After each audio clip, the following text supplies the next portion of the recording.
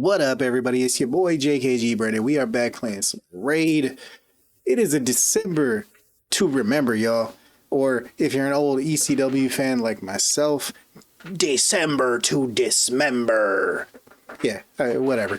Hashtag no dime December. Thanks J Gigs for that, because we got this beauty of an event for December, whether that came directly from No Dime December from J Gigs and all the hoopla, if you will, that came from that. This is a really good event for free to play, new players. If you are a brand new player or a free to play player, by all means, I mean, we still have to see what these events are going to look like, but this looks like an insane account changing type of an event for a free to play. December 1st, which as of recording this is tomorrow, for me is November 30th as we speak for me. I'm trying to get this out here for you guys through December 25th. So basically from December until Christmas, start of December until Christmas, we have this Yuletide Titan event that's going on. We're going to get points for logging in, points from offers, daily free offers. That is hopefully going to be awesome. Yuletide event will include smaller events and tournaments for the remainder of the points. Basically 2,500 points in total to get Tormin The Cold is what I'm reading out of here. 1,530 front loaded on the first half. From the 1st to the 12th, the remaining 970 between the 13th and the 24th. So it looks like basically 2/3 of the points up front, 1/3 of the points in the back end with, you know, some shards and books and stuff. So it looks like it's going to be a pretty good event for everybody. New players, you know, more end game players. We always want those, you know, sacred shards. Sacred tomes, legendary tomes, and epic tomes are going to be absolutely massive for literally every account on there. So that's good. Tormin The Cold, I think, is going to be viewed as probably one of the best champions, one of the best free champions to ever come through this game. He was a fusion champion originally, so he was technically a free champion. It was a really hard fusion to do. I remember making a spreadsheet for it on my computer and sharing that with my my coworkers that actually all are the ones that got me into Raid. And yeah, it was a tough one. It kind of broke me. It was one of the first fusions that I did. I don't know if it was the actual first, but it was one of the first ones that I actually was able to complete. It was tough. I'm not known as an efficient player, hyper efficient player. I'm more of a gut feeling, you know. So if I get some shards and I feel like pulling them, I'm gonna pull them. That's just the way I've always played. So yeah, it took a lot of planning and a lot of determination to get Tormin. And he is an incredible champion. Let me get this off the screen here, and we'll kind of get into his kit. So we'll go through his kit. We'll go through his stats, at least the stats that I have on him and everything like that for the way that I'm building him. He is incredibly versatile. There's like 5 different things you can do with him. Mastery wise, I'll show you my masteries. Don't use my masteries. I need to rework the masteries on him. It's just kind of what works for the use case that I'm using him for as we speak. But skill wise and everything, let's start with his aura. All allies defense in all battles by 33%, which is awesome. He's defensive based, so if you build him as a nuker, put him in the lead spot, you're going to get more damage out of him. If you are using him as CC, as protection for an attack-based nuker and stuff like that, you're going to get a little bit tankier by having him in the lead spot. So you can always kind of work with it there. The passive, huge book. We're going to try to boil this down to brass tacks here for you, just because it is a lot of reading. Feel free to read his kit if you want to. Pause, read the kit, and then come back. But basically, brass tacks. Let's just say you're in an arena battle, you're going up against a speed team, Arbiter, Lysandra, whatever, right? They go ahead, they go first, they buff their team, they speed buff their team. We have a chance to freeze them on an AoE basis. There you go. That's basically what that passive is. Off of that, when he dies, he has a chance. He's going to revive with 100% HP and a freeze debuff on himself, which is actually going to mitigate damage from the other team coming in. So that's basically what this means. He's not going to be able to get that freeze from artifact sets or turn meter effects and stuff like that. So like, you know, the turn meter boost from like removing a debuff or something like that, that's not gonna, you know, proc his passive anymore. It did at one point, but not anymore. We'll work backwards: A3, A2, A1, A3. If we do get the freeze out on everybody, it's going to be an AoE with a block buffs and a heal reduction for 2 turns. If we do not get the freeze out, it's an AoE, still AoE, but it's going to be a provoke if we don't land that freeze. So either way, we're coming out, you know, golden. If we got them frozen, they're already CC'd, we're going to block buffs, we're going to heal reduction them. If we don't have them CC'd, we're going to CC them. It's just chef's kiss. I love it. Also off of that, if we pair him with an AoE HP burner, we're going to get this chance here, decreasing a cooldown of random skill for each ally for every enemy that's attacked under both a freeze and HP burn debuff. So really, really fun champion to pair with an HP burner. I use them in my Doom Tower. I put out a video a long time ago calling it like a fire and ice team with a Tyrant Ixlamore. I've transitioned that over to Artek, who's also a free login champion recently. So you have 2 free champions that you can really go together, do completely different things, but they synergize just so well. And I'll show that off in the Doom Tower. His A2 is a single target hitter, removes all debuffs from a target, removes all buffs from a target enemy, then attacks twice and steals those buffs instead if they're under a freeze debuff. So if we don't get that freeze out, he's just going to remove those buffs as long as we pass the accuracy check. If they are under a freeze, he's going to take those and use them on himself.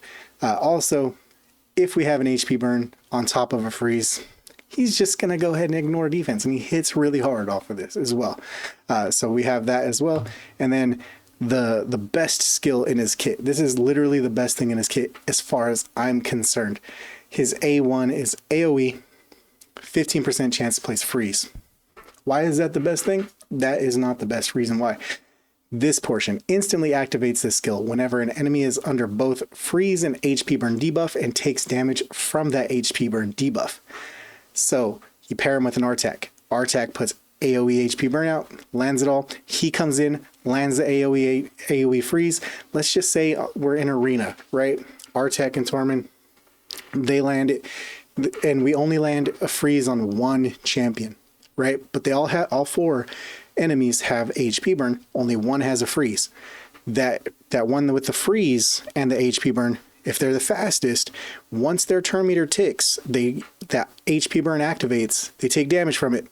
Tormin instantly goes in with an A1, has a chance to freeze the entire team again. And it just keeps snowballing and snowballing and snowballing as long as they're under both. Now, one thing that I did for Doom Tower specifically, I added to his CC. He's already S tier CC. I added to it. I put him in a stun set because why not? Let's just say we don't land the freeze. Let's just say we don't land the provoke. We can have a chance to stun. We have a chance to stun on the single target. We have a chance to stun every time we take an action with Tormin on top of that. So he's just a CC machine, and we just add CC to it. A good thing about him is if we look 2 books, 5 books, 7, what is that? 10, 11 books total. 11 books total. So not the least amount of books, but not the most amount of books either. For a Void Legendary, 11 books is, in my opinion, is nothing. Easy. It's a no-brainer.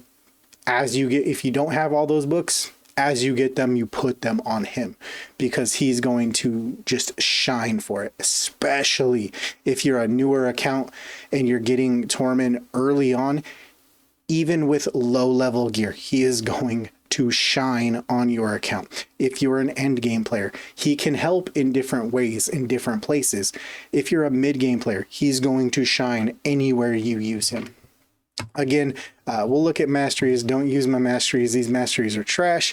I literally just wanted to get retribution for a counterattack, obviously, for that A1. And then I went ahead and tried to pick up an additional 5%, 5% from artifacts on a stun by going with Fearsome Presence. That's it. Outside of that, I would probably, if I was really trying to really go hard on in the paint, I would maybe pick up, what is it? Yeah, I would probably come down and get Eagle Eye for the additional accuracy, just because I would try to pick up as much accuracy as we could and try to get as much of that stuff as we can. And then also still, I would try to get at least Retribution. That way we can come in and get some counterattacks off of him there. Let's hop into Doom Tower, because this is the place where I use him the most. And you can see no preset. So this just works on auto. I have him paired with Artec, and if we actually look in here, I'll hop in. We'll look at his stats, because I forgot to show you guys the stats that I'm running on him. I don't have crazy stats on him. You can see 42,000 on HP. You still want to get HP on him, even though he's a defense-based nuker, just because we don't have any kind of skills that ignore HP, but we do have skills that ignore defense. And, you know, if you have 7k defense but no HP at all, and you run up against somebody in like Doom Tower or an arena and they have that ignore defense skill, you may as well have nothing, because he's just going to die. He does come back. However, you know, it is something you want to kind of build a little bit of HP in. Attack, don't even care.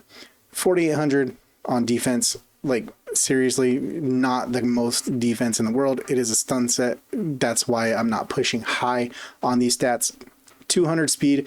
You can build them really slow. You can build them really fast. Doesn't matter. Really just depends on what you're using him for. No crit rate, no crit damage on him for my purposes. The actual resistance on this build is just kind of what was baked in, and 300, and we'll call it 340, 339 on accuracy. If I was really trying to worry about like really hardcore, trying to max everything out and get the most out of him as far as not adding a stun set to the mix and just relying on his freeze, I would try to pump this up to about 500 accuracy, you know, between 400 and 500 accuracy. Maybe get him 250 to 300 on resistance, get him to 100% crit rate, and then kind of build in whatever we can as far as crit damage, while getting anywhere between, I would say, shoot for about 6k on defense. And if you're not going to add in like a stun set to go uber CC like I'm doing here, you can really get away with that. And those are really good numbers I would shoot for if I was building them on, say, like my free-to-play account. That's kind of where I would shoot for as a goalpost. But you can kind of see this. The reason why I like this is because these two champions synergize so well. It allows you to bring in 3 champions to do whatever you want to do. You bring in defense down a weekend. You can bring in a reviver. You can bring in another CC champion for provoke that happens to hit hard. You can bring in a nuker off of this. You can bring in whatever you need. Whatever you need. You have 3 slots. So here we are, floor 78. We're not super high. This is just kind of where I'm at on hard Doom Tower as we speak. No gold key, so we're just kind of going at what I was able to clear last. You can kind of see right here. I'll try to slow it down. We got some stuns in. No HP burns went out yet. No freezes went out just yet. But you can see we got some, you know, some stuns. We got some provokes out. Always a good time. There we go. We got some HP burns. Got 2 HP burns in here. Stun. We got a freeze up here on this champion here as well. Didn't really get to see what it looks like when we machine gun out that HP burn and the freeze together. But we'll just kind of let it go. No sense wasting time on these waves. But you can kind of see the way they synergize really good. This particular squad is all CC all the time, especially adding Harima to this mix. You know, we can really go crazy here. We get block revives from Lydia, which is awesome. We get defense down a weekend, which really actually makes it go a lot quicker. But you can kind of see we got some stuns, we got provokes, we got everything. Everything in the mix that you can think of, we have in this particular squad. And we're basically getting everything with 2 champions. 3 if you're talking about Harima, added in the additional provokes. But we also get those provokes from our boy Tormin. So, you know, you can really kind of go crazy with this. You can see kind of where we're at. Let's see if we can slow this down so we can kind of see, because we did have HP burn. Nope, it already procced off. I was gonna say we had HP burn and the freeze right here, but you know, that procced away. Let's see if we can get that to show up here. We'll do a quick arena battle afterwards, and I'll try to, you know, set up a RTAC Tormin or something like that to kind of show it in arena if it doesn't show here. It's not something that always shows, just because, like I said, I don't have, you know, I'm not pushing 500 accuracy on either of these champions. I should, but I'm not. Just, you don't need to. This team gets me through Doom Tower hard every single time. I've been running this team since before RTAC was out. I was using, instead of RTAC, I was using Tyrant Ixlamore. Tyrant Ixlamore was doing everything that I needed out of this team, plus giving me ally protection. The only difference now is I have a 3rd spot that I'm able to bring in. RTAC is a little different. He brings that activation on the HP burn, which is going to make that A1 from Tormin proc a little bit more. But you can kind of see that's kind of how it is. It's not a speed team, but it is a really, really solid team. Let's see, who do we have? Is there just a straight up speed team in here? Let's go ahead and refresh. I don't want like the easy team. This one's a dangerous team because they have a buff stripper. They have, you know, Mashald, who's a really good champion. They have bombs here, and they also have our you know, Lady Arbiter here. Let's go ahead and see if we can lock them out here. Let's bring in RTAC here, and you know what? Let's see if we can get those two. Let's see if RTAC and our boy Tormin can do all the work here. So you can kind of see with that initial buff, we were able to get a stun here. I'm sorry, we were able to get a freeze over here on Madame Saris, which is always great because then she can't go in and do what she needs to do against us. Let's see. Is this the AoE HP burn? Let's go ahead and AoE HP burn. Got a freeze over here on Madame Saris because she tried to buff herself. Got a burn over here. Let's see if we can get a burn landed on Mashald. Got a burn landed on Mashald. So when this ticks and this HP burn goes, then we're gonna see this going. And then we got a stun out here. Boom, that ticked. So he took his turn. Got another freeze in over here on Madame Saris. Let's just let it run on auto, and you can kind of see this team is just a cruise team. If you set them up with a stun set, stun sets don't require accuracy to land. However, you can get like the extra % chance to land those from your masteries. But if I was starting, like I said, on my free to play, don't already have them built, I would probably shoot for about 500 accuracy and try to get about 6K defense. Those would be the first 2 things that I would look for. After that, 100% crit rate. Try to build in as much crit damage as I can. Get to, you know, speed is not really the worry with him. He's ideal for a ghost second team because, you know, the way he works with freezing your enemies and stuff like that. So you can actually really go in there. This is a pretty good speed team here. Let's see if we can kind of do the same thing and try to get these guys as well. So let's see what we got. We got some freeze. We got a freeze. He is susceptible. This is the counter immunity set or something like, you know, with the order of operations with the Siffy. Siffy is a good counter to him as well because order of operations block debuffs. Well, I'll show it on ours. Block debuffs goes up first, and then we can't get frozen from there. However, we can see Ray has both the freeze and the HP burn debuff, we're going to go ahead and let this run on auto when her turn meter ticks right here. In just a second, she should be going next. Boom, Tormin goes, more freezes. Yeah, it's really good. And then because he is in a stun set as well, we have the chance to freeze. If that doesn't proc, we have a chance to stun.